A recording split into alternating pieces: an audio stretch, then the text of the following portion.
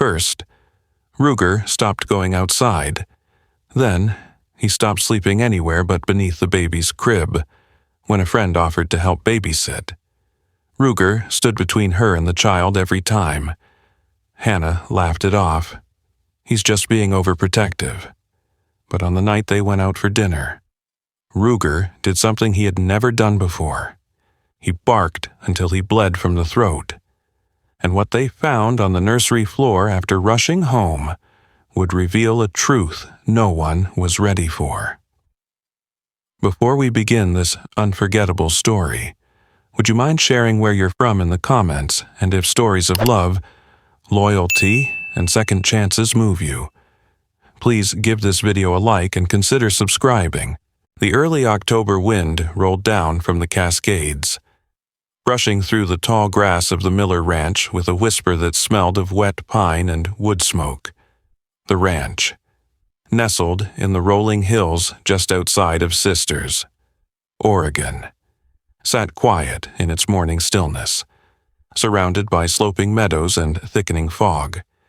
It was the kind of peace that felt earned, bought with years of hard labor, patience, and silence, but lately, that silence had begun to feel watched. Ruger, the Miller family's 6-year-old German shepherd, stood like a statue near the bedroom doorway, his powerful frame rigid, eyes locked on Hannah Miller where she slept. Ruger was no ordinary pet, a retired K9 search and rescue dog. He had served 3 years along the southern border, trained to detect missing persons and illegal contraband. His black and tan coat was sleek but worn at the joints, and his right ear had a notch, an old injury from a border raid gone wrong. Yet, even in retirement, Ruger never forgot his job, alert, calculating, and deeply loyal. He now served one purpose only: guarding the Miller household. Hannah, 34, was a petite woman with soft features and a quiet energy, someone who carried warmth like a shawl wherever she went. Her shoulder-length chestnut hair was usually tied in a loose braid, and she favored cozy sweaters and wool socks over makeup or jewelry. Years of freelance illustration work had made her a homebody. She created whimsical books for children, filled with woodland creatures and quiet moral lessons. But beneath that gentle spirit was a history of heartache, 2 miscarriages, each one a wound that lingered long after the physical healing had ended. Her husband, Ben Miller, 38, was broad-shouldered, with a face creased by sun and worry, a part-time wilderness firefighter and full-time rancher. Ben was a man of few words, but steady hands. He'd grown up in the region and had spent more time in the woods than out of them. There was something in his eyes that always seemed to measure risk. Even in silence, his caution had only deepened after the summer's tragedy when a 3-year-old girl named Ava Granger vanished during a family camping trip in the Ochoco National Forest. Ben had led the volunteer search effort. 10 days. Hundreds of acres combed, no sign, no closure. The child's image haunted his dreams. And since then, Ben had added a second lock to every door and double-checked every fence. He never said it out loud, but Hannah could see it in his shoulders. Something in him had shifted. Now, as dawn broke gently across the ranch, Hannah stirred beneath the flannel quilt and felt a familiar pressure by her stomach. Opening one eye, she found Ruger's massive head resting gently across her belly, his golden eyes fixed on something beyond her. "You're doing it again," she whispered sleepily, brushing her fingers through his fur. He didn't respond, didn't even blink. Later that morning, she tried to coax him outside with her sketchbook, hoping to draw by the pond like she often did, but Ruger refused. He stood at the threshold, whined, and paced anxiously until she gave up and returned indoors.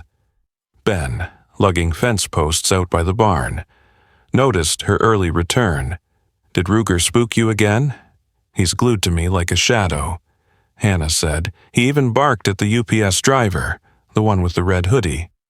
Nope, new guy, tall, buzz cut, looked nervous. Ben frowned, wiping sweat from his brow. Ruger never barks for no reason. That's what worries me, she said, half joking. What if he senses something?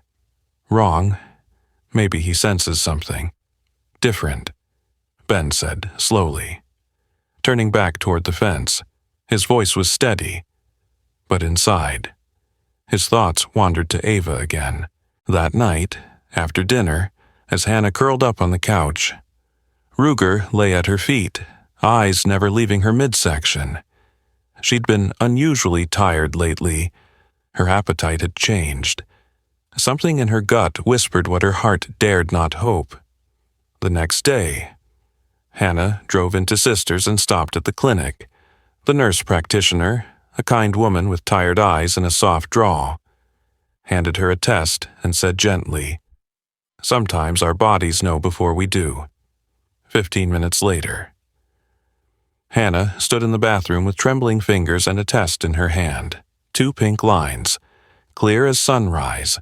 Tears blurred her vision. She hadn't even told Ben yet. But somehow, Ruger had known back home, as she stepped through the front door. Ruger rose from the hallway and trotted to her. He pressed his head firmly into her belly and let out a soft, vibrating whine. "I know, sweetheart," Hannah murmured, sinking to the floor and holding his face in her hands.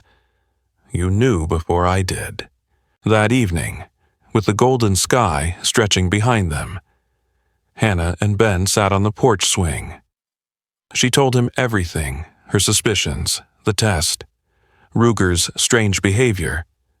Ben didn't speak. He just pulled her close and exhaled. "I've been so afraid to hope," Hannah whispered. Ben looked out across the fields, where shadows were beginning to stretch long and cold. Maybe Ruger hoped for us. In the distance, a coyote called out a single, high wail. Ruger's ears twitched. He rose silently, moved to the porch's edge, and sat like a sentinel, watching the darkness. Inside, something small and unseen had already begun. The arrival of baby Nora came on a cold April morning, with sleet dancing against the window panes and the skies over Sisters a blanket of wintry gray. Labor had stretched for 17 hours, each contraction sharpening the quiet resilience that Hannah Miller had cultivated through years of waiting, hoping, and grieving. When the baby's first cry finally rose, the whole world, inside and out, seemed to exhale. Nora Grace Miller entered the world with a full head of dark auburn hair and her father's serious eyes. Hannah cradled her daughter as if holding something sacred. Ben stood nearby, silent with awe, one rough hand resting on Hannah's shoulder. Ruger had not been allowed into the delivery room. Of course, but once they returned home, it became instantly clear that he had been waiting. The moment Ben carried the infant carrier through the front door. Ruger approached with reverent slowness. He lowered his head, sniffed the blanket, then emitted a low whine, a sound so soft it vibrated in Hannah's chest. He then laid himself across the threshold of the nursery and refused to move. His amber eyes trained on the crib with an expression that bordered on holy. As the days passed, Ruger became Nora's silent shadow. He paced at the first whimper, circled the crib during naps, and lay just beneath Hannah's rocking chair as she nursed. Sometimes, she would catch Ruger staring at the baby, ears forward, eyes soft, as if he saw something no one else could. At first, Hannah was charmed. "You've appointed yourself Big Brother, haven't you?" she cooed one afternoon, brushing Ruger's ear. But when the weeks passed and Hannah tried to resume illustrating, deadlines looming, clients gently nudging, she realized she needed help. Working with a newborn strapped to her chest was charming in theory. chaos in practice. Ben, though supportive, had begun taking more shifts with the volunteer rescue unit again. Spring meant hikers returning to the trails, and every week brought new calls. "You need someone here," Ben said, one night after Hannah missed another deadline, just a few days a week. What about Rachel? Rachel Evans had been Hannah's closest friend since their days at Oregon State. They'd met in a printmaking class, survived terrible boyfriends together, and even lived as roommates for 2 years before Hannah married Ben. Rachel was godmother to Nora, had sent handmade blankets and tiny sweaters during Hannah's pregnancy, and had always claimed she'd be the cool aunt even without children of her own. She was 36, lean and tall with straight ash blonde hair, always tied up in a twist. Her fashion was tidy but minimalist, usually jeans, flats, and structured blouses. She had once taught at a local preschool but had taken a sabbatical after her father's sudden passing the year before. Since then, she had drifted, odd jobs, pet sitting, watercolor commissions, but had always been available for a call or visit. "She'd love to help," Hannah said thoughtfully, "and I trust her." So Rachel came. The first few days were smooth. Rachel settled easily into a routine, feeding Nora, changing diapers, rocking her while Hannah sketched fawns and foxes in her studio. But Ruger's behavior changed almost immediately. He would position himself between Rachel and the crib whenever she entered the nursery. Body low, tail stiff, the first time Rachel reached to lift Nora. Ruger growled. It was not loud, but it was deep and unmistakable. Hannah apologized. "He's just protective, he'll adjust." Rachel smiled, but it was tight. "I get it. He's her bodyguard, still." Ruger's suspicion didn't ease. He followed Rachel from room to room, never breaking eye contact, when Rachel cooed or sang lullabies. Ruger sat in the doorway like a stone, watching. When Rachel tried to put Nora down for a nap, he paced, tail twitching. "I think he's jealous." Hannah offered weakly one day, "Maybe he thinks you're taking his job." Rachel shrugged, her green eyes unreadable. "Or maybe he doesn't like my perfume," later that week. Ben came home from a long day assisting in a backwoods rescue. His uniform was mud-streaked and he smelled of pine smoke and sweat as he peeled off his boots.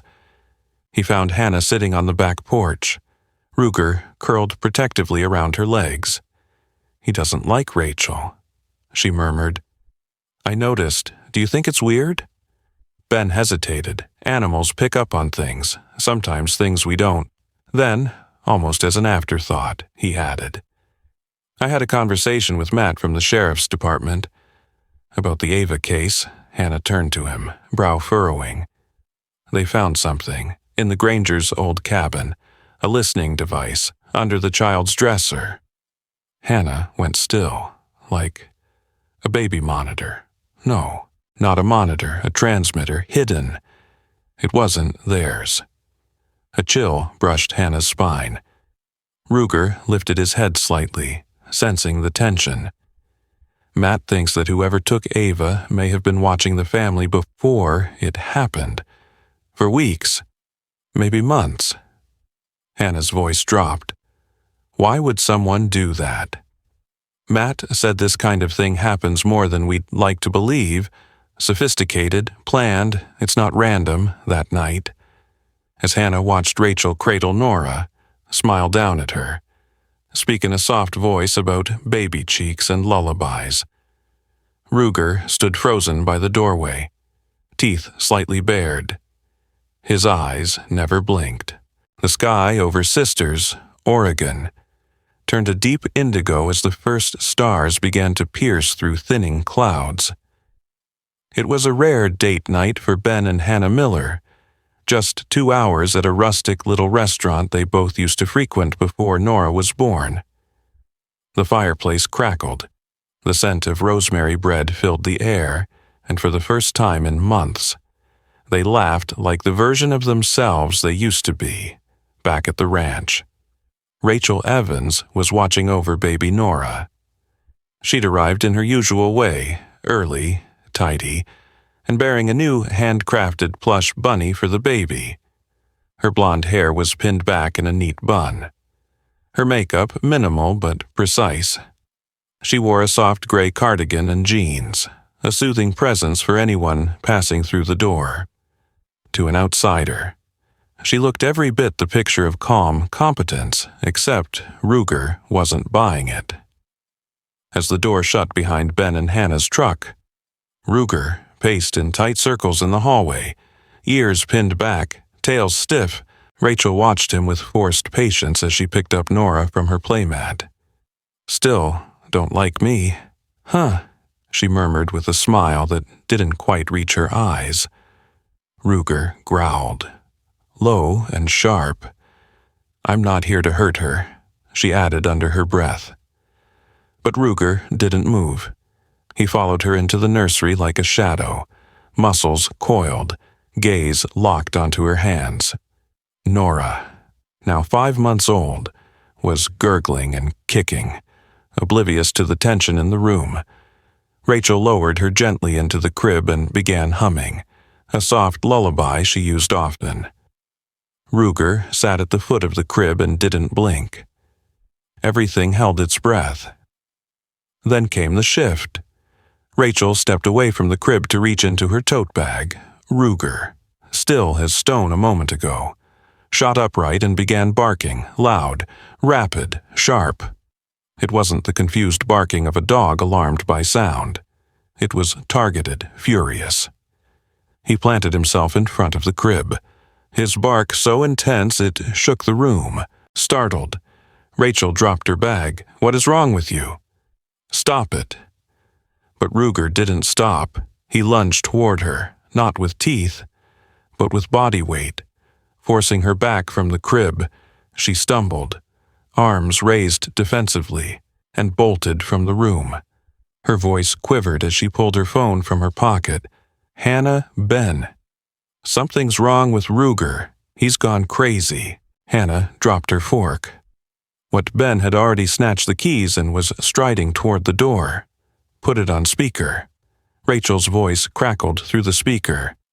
"He was barking like mad, tried to knock me over. I'm in the bathroom now." I locked the door, and Nora Ben's voice sharpened. "She's crying. Ruger's guarding the door. I can't get past him." "We're coming," Hannah said, her heart pounding. The drive home. Normally 15 minutes, felt like 50. They pulled into the gravel drive to find the house still, porch light glowing, but inside, chaos. Nora's cries echoed down the hallway, high-pitched and panicked. Ben entered first, flashlight in hand. Ruger's bark piercing the night from down the hall. Hannah rushed into the nursery. There was Ruger, positioned squarely in front of the crib, body rigid, head low, snarling toward the hallway. He didn't even turn his head when Hannah entered. "It's me, boy," she said gently.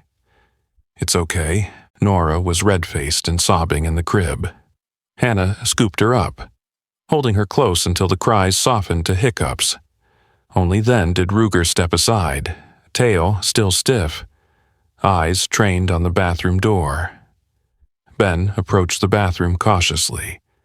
"Rachel, it's us. You can come out." A pause, then, slowly. The door opened. Rachel stepped out, face pale, hair disheveled. She clutched her tote bag tightly to her chest. "I don't know what happened," she said. "I was just putting her down, and he lost it." Ben didn't answer right away. He was staring at the hallway floor, where something glittered faintly in the light, something small, metallic, half hidden in the carpet weave. He bent, picked it up, a flat, coin-sized disc with a small hole in the center. Cold, plastic casing, barely visible logo etched into one side. It wasn't a coin, it was a micro-tracking beacon. Ben's pulse quickened. "What's that?" Rachel asked from behind. Ben didn't answer. He simply turned it over in his fingers, and the look on his face hardened into something Hannah hadn't seen in months: total focus. After Rachel left that night, visibly shaken and muttering about finding a new gig, Ben disappeared into the garage. An hour later, Hannah joined him. He was already at his workbench, gloves on, beacon opened. "It's the same model Matt found at the Granger cabin," he said quietly. "Exactly the same. Manufacturer logo matches. Frequency band is encrypted. You don't find these at a hardware store. You think someone planted it." Hannah whispered. Ben shook his head. "I think someone brought it." Ruger padded into the garage, ears slightly back, but posture relaxed now. He approached Hannah and nudged her thigh, as if to say, "I told you." Hannah leaned down and kissed his head. "You knew." Outside, the wind had picked up, shaking loose the last of the pine needles from the trees. The quiet had returned, but it no longer felt like peace. It felt like the pause between questions. The following morning broke clear and cold. The kind of sharp Oregon day where the sky looks bleached and everything carries the scent of wet pine and frost. Ben Miller stood in the kitchen, fingers wrapped around a chipped enamel mug, staring silently through the window at the now still barn, inside the nursery. Hannah sang softly to Nora, unaware that Ben's thoughts had already turned inward down a dark tunnel lined with questions and gut-deep suspicion. Ruger sat beside him, ears tilted slightly backward, body still but alert. The German Shepherd hadn't left Nora's crib since the night before. Only now, with the daylight filtering in, did he ease into a watchful sit. Ben set down his mug, walked to the small study off the kitchen, and flipped on the desk lamp. The monitor for their home security system came to life. The ranch's camera setup had originally been meant to track coyotes and monitor the back perimeter, but after Ruger had joined their family, Ben had added indoor feeds, nursery, living room, entry hall, and porch, just in case, at the time. It had seemed excessive. Today, it felt prophetic. He scrolled back through last night's footage, fast-forwarding until the timeline reached 7:20 p.m., 20 minutes after he and Hannah had left the house. The living room camera captured Rachel sitting on the floor, bouncing Nora on her lap, smiling. Ruger was visible in the frame too, posted by the door like a sphinx. Ben watched silently as the timeline progressed. At 7:42 p.m., Rachel lifted Nora and carried her toward the nursery. Ruger followed, not close, but deliberate. The nursery feed flicked on. Ben slowed the playback. Rachel laid Nora gently in the crib. Ruger lay down at the doorway, watching. Rachel sang softly, turning toward the changing table. Then something changed. Rachel reached into her tote bag, pulled out a small object, round, dark, no bigger than a coin. Ben paused, zoomed in. The resolution wasn't perfect, but it was enough. She tucked the device beneath one of the plush toys in Nora's crib and took a photo with her phone. Ben leaned forward, muscles tightening.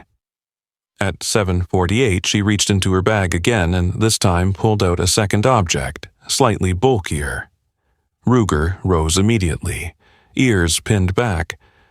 Rachel, unaware, crouched and slid what appeared to be a small transmitter beneath the mattress pad. Ruger started barking. The scene unfolded exactly as they'd experienced it. Rachel startled. Ruger lunged, not at her face, but at her side. As she scrambled backward, the edge of her tote spilled. Ruger dove toward the falling items, teeth flashing as he ripped through fabric. Then Rachel ran, and Ruger returned to guard the crib. Ben's heart thudded with each frame. He exported the footage to a thumb drive, then picked up his phone and called the only person he trusted with what this meant. Sheriff Cole Matthews had been in Deschutes County law enforcement for over 30 years. Broad-shouldered, bald, and gravel-voiced. He carried himself like an oak tree, quiet, immovable, but alert to every shift in the forest. He was also one of the few people who had never underestimated Ruger. They had worked side by side during the Ochoco search for Ava Granger, and though the case remained open, it haunted them both. Cole arrived at the ranch just after noon. He wore a battered canvas jacket, faded jeans, and boots scuffed from years of work in the field. His eyes, a pale steel gray, narrowed the moment Ben handed him the thumb drive. Security footage, Cole asked. Nursery camera. Watch between 7:40 and 7:50 p.m. Cole sat at the kitchen table and plugged the drive into his laptop. Ruger lay at Hannah's feet nearby, growling low when Cole replayed the part where Rachel approached the crib. She wasn't trying to soothe the baby. Cole said softly, she was placing something. Ben nodded, and that's not a baby monitor, that's surveillance grade. As the sheriff watched the footage a second time, his brow furrowed deeper. You said this woman is Rachel Evans. Yes, Hannah said, stepping into the conversation. Nora asleep in her arms. She's been my best friend since college. I never thought. Cole raised a hand gently. Sometimes it's the ones closest who go unseen. He minimized the video and opened a database program. You ever ask who recommended Rachel to you? I mean, originally, who introduced her into your circle? Hannah blinked. It was Sophie McAllister. Ben's jaw tightened. Sophie moved to Portland a couple years ago, worked briefly for the county youth outreach program. Cole nodded slowly, expression darkening. I remember Sophie. She was implicated in a different case 2 years ago. Nothing stuck. Lack of evidence. But her name showed up again recently, connected to someone in the Ava Granger case. Ben leaned forward. Cole clicked a few files, then turned the screen toward them. Name was redacted in most records, but recently, unsealed transcripts showed an alias linked to a shared server. A woman. Multiple IDs. One alias matched a private email used to apply for a preschool job. He pointed. Rachel Evans. Hannah gasped. Cole sat back. Voice grave. This isn't isolated. It's layered, organized, possibly interstate. He turned to Ruger, who now sat quietly at attention. And your dog saw what the rest of us didn't. We've got enough to launch a formal investigation. The sun hadn't yet risen when the unmarked cruiser pulled up outside the Miller Ranch. Frost laced the fields in crystalline webs, and the air held the hush of impending change. Inside the house, silence had settled like a second skin, no crying, no barking, just anticipation, brittle and cold. Rachel Evans was arrested without struggle. She stood in the living room wearing the same dove-gray cardigan she always wore around the baby, her ash-blonde hair twisted neatly at the nape of her neck. Her face was blank, expressionless, but behind her eyes was something that neither Ben nor Hannah had ever seen before, something cold and empty. She didn't protest when they took her tote bag, didn't speak as they cuffed her. She only glanced once over her shoulder, not at Hannah, but at Ruger. Ruger stood firm by the crib, head slightly lowered, a low growl reverberating from deep in his chest. It wasn't aggression. It was judgment. 2 agents from the FBI's Child Exploitation Task Force were present, Special Agent Marla Reyes and Agent Jonah Fielding. Reyes was tall and severe-looking, with sharp cheekbones, dark brown eyes that missed nothing, and hair pulled into a tight bun. She spoke little, but moved with swift precision. Fielding, in contrast, was younger, stockier, with sandy hair and the clipped energy of someone who hated delays. He handled the evidence bags, gently lifting the transmitter and camera devices from Rachel's belongings. "These aren't consumer level," he muttered. "Encrypted, remotely linked. Same manufacturer tied to 2 open investigations in Nevada and Idaho." "We'll trace the signal," Reyes said. "It's already been shut down remotely, but we might catch a footprint in the bounce-back logs." Hannah sat on the couch, holding Nora tightly to her chest. The baby was calm, resting her head against her mother's collarbone, oblivious to the machinery of justice unfolding in her home. Ben stood by the front door, arms folded, jaw tight, when the agents left, taking Rachel with them. Silence returned, but not peace. Cole Matthews stayed behind. The sheriff sat at the kitchen table, rubbing his temples, the lines of fatigue and fury running deep across his weathered face. "She didn't work alone," he said quietly. "We're chasing threads now." But Ruger bought us time. Ben looked down at the dog who sat faithfully near Hannah's feet. "He didn't just buy us time. He stopped it before it began." Cole nodded slowly. "You're lucky." Others weren't. Later that week, news broke. A multi-state child exploitation ring was dismantled. 12 arrests made in 5 states. Rachel was one of the central links, operating under multiple identities, each one tied to a caregiver or preschool setting. The footage from the Miller home and the recovered devices had exposed a cascade of encryption keys and IP trails leading to servers overseas. Ben and Hannah gave no interviews. They didn't want a spotlight, they just wanted their daughter safe. But Ruger's name couldn't be kept quiet at a small private ceremony held by the Deschutes County Sheriff's Department. Ruger was presented with a Medal of Honor. The event was modest, no media, just family, law enforcement, and a few ranch neighbors. Hannah wept softly as Cole stepped forward, pinned the medallion to Ruger's worn leather collar, and knelt to speak directly into his ear. "You saw what we didn't, boy, and you acted. That makes you one of us." Ruger blinked slowly, his tail brushing the floor once. Later that night, back at the ranch.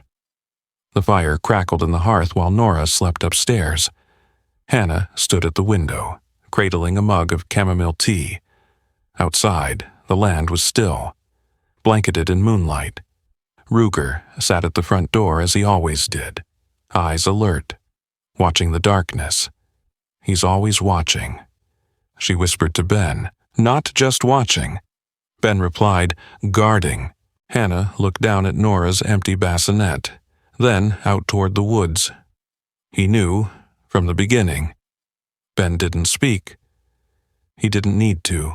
2 weeks later, Cole returned to the ranch with a sealed folder.